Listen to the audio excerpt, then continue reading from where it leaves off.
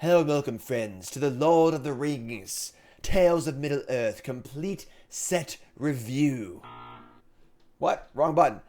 How's it going, folks? Welcome to our complete set review for The Lord of the Rings, Tales of Middle-earth, the Universes Beyond crossover set, Magic the Gathering. This is a really important set for Wizards of the Coast and for Magic, because this is the first ever Universes Beyond that's using a different IP other than Magic's IP for a complete set. All other Universes Beyond stuff has been like, little secret layers or commander decks, with Warhammer and whatever, Walking Dead. And the D&D set didn't count because that's a WotC property. So this is the first non-WotC property in a full set. And it's freaking Lord of the Rings, folks! Lord of the Rings, all right? And I love Lord of the Rings. I'm sure you love Lord of the Rings also. We're going to go over all the cards in the set. This is a modern legal set.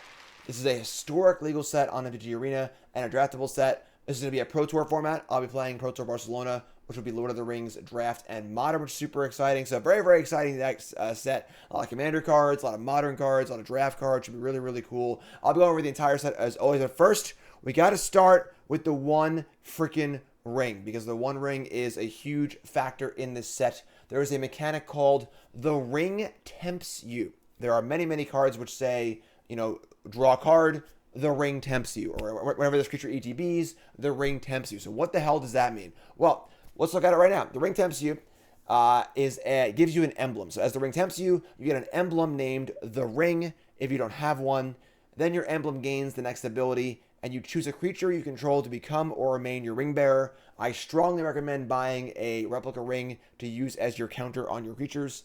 That's really, really cool. I don't have one yet, but I probably should. Really, really cool. So the ring can tempt you even if you don't control a creature, so it will still progress to the next level, kind of like a dungeon. Ring gains its abilities in order from top to bottom, which we'll see in a second. Once it gains an ability, it has that ability for the rest of the game. So this is like a four-step emblem as it goes on. Each time the ring tempts you, you must choose a creature as your ring bearer if you control one. So if you only have one creature, it has to be your ring bearer. And then each player can only have one emblem named the ring and only one ring bearer at a time. So you and your opponent can both have a ring bearer. So what the hell is the ring? Let's look at it. There. Ooh. We want it. We need it. Precious gives it to us. The ring emblem. 4 chapters. So in the first comes into play as an emblem for you. Your ring bearer is legendary and can't be blocked by creatures with greater power. So once again, as soon as the ring tempts you, this emblem ETBs, you choose a creature to be the ring bearer, and now the ring will affect that creature. And then every time the ring tempts you, you can move it around if you want to. So chapter 1, your ring bearer is legendary, can't block creatures with greater power. Legendary is very, very important. There are legendary payoffs in the set. So making your creature a legendary is not just like a flavor thing. It's definitely a thing for mechanical reasons. And also in like modern stuff, there's like Mox Amber and like other legendary things that matter. Legendary has been a huge factor in Magic lately, so that's pretty cool as well. Chapter 2, so the second time the ring tempts you, your ring bearer gains the ability whenever it attacks, you draw and then discard, which is a pretty powerful effect. Very, very powerful and limited, obviously. Looting is very good limited. A good, land smoothing mechanic where you can get rid of your excess land, stuff like that too.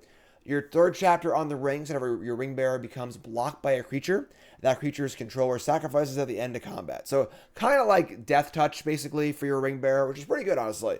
That's definitely a way to make your ring bearer hard to block, which is great.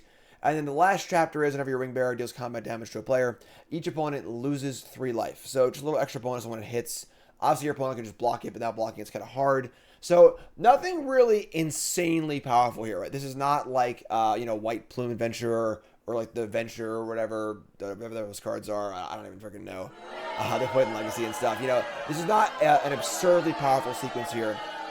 It's an interesting sequence, and the interesting parts here are that this is a thing that moves around. This is not just an emblem where every time the ring tempts you, you can put the ring on something else. So maybe you put it onto your flyer so you can get some loots in. Then you want to move it over to, a 2/5 or whatever. So whenever a creature blocks it, it'll die, like with Death Touch or whatever. Then I want to move it back to a flyer for the combat damage, lose 3 life ability too. So the fact that this moves around is really, really cool. This is going to be a major, major player in Limited. There are just a ton of commons, which are just usual effects that have the ring tempts you added to it. There's a murder with the ring tempts you. There's a cantrip with the ring tempts you. And these are all cumulative effects. So once you've been fully tempted by the ring, you're going to have a creature that has 4 powers on it. If a creature dies, you must be tempted again to move the ring onto another creature. So this is going to be a really, really important part of a limited format. In Constructed, I think this is going to be a little more of an afterthought. In Constructed, it feels more like a limited mechanic, but it's not. It's not nothing. You know, there is the Ring Tempts You on a few of the very powerful cards in the set, kind of almost as an additive. And then that is a thing that is going to be, reasonably kind of affecting the game, which is kind of cool. So again, mostly a limited mechanic. It is a little flavor odd that the ring tempting you doesn't hurt you in some way. But I can see, obviously, if there are drawbacks here, it'd be a little weird. So it's a little odd in that respect. It's also kind of funny because there are creatures where the creatures that were able to resist the ring in the story, like Aragorn, Galadriel, Faramir. There are legendary creatures in the set, which we'll get to, obviously, in the full set review, where if you can tempt them with the ring.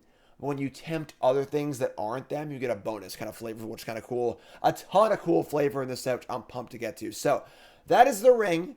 Now we're going to start our full set review. Watching on YouTube, it'll be obviously in separate videos. We're going to go through every single card, all the colors organized by all the cards organized by color.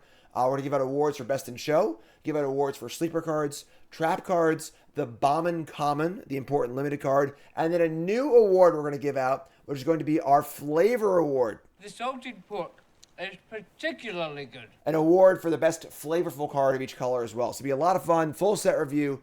YouTube folks, like, comment, subscribe, look for all that as well, and let's freaking rock and roll. Lord of the Rings complete set review starts now.